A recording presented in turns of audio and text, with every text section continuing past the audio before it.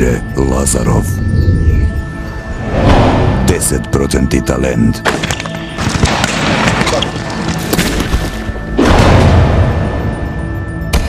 20% naporna работа.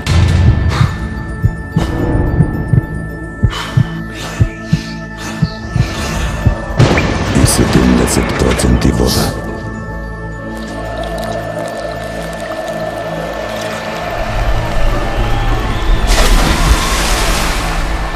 Pelisterka.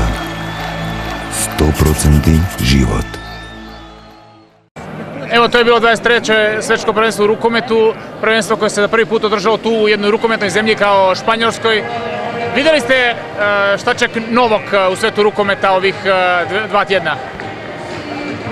Ono što me veseli, to je da je rukomet podigao ritam igre znatno.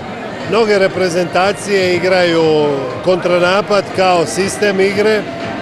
One koje igraju sporo, one su postigli slabiji rezultat na takmičenju.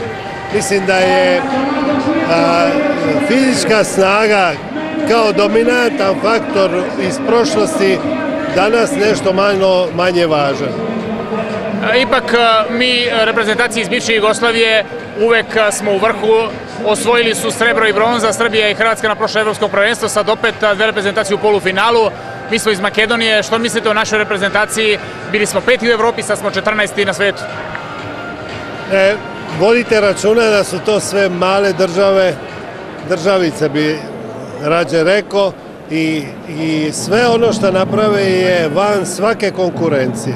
Dakle, baza iz koje mi crpimo igrače je vrlo mala i mislim da su naši rezultati neuporedive sa ovim velikim državama.